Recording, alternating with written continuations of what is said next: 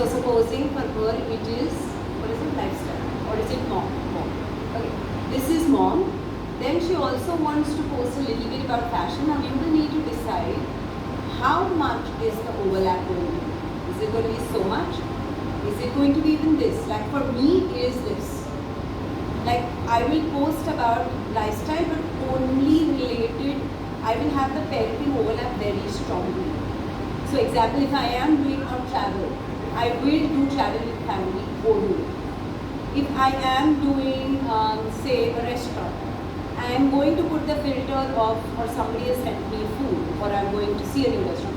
I am going to talk about what's the kids' menu and what's the menu that I ate, and how comfortable was it for the children.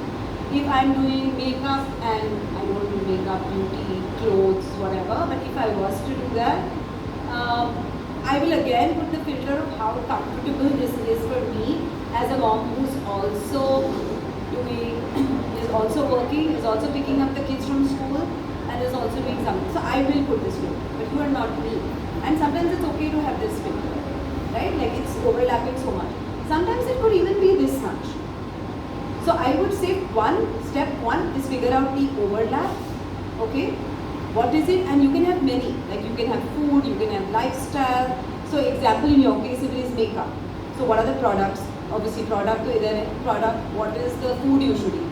How should you sleep in the night? What are the kind of pillowcases you should use so that your skin is not glowing or whatever?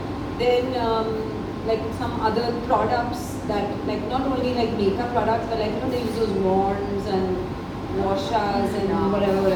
So that could be a next subset. So you have so many subsets, right? And it could be even here. And now you can even have two of these like this. So example, products becomes a separate category. Now for Shraddha, for example, her main part is STEM.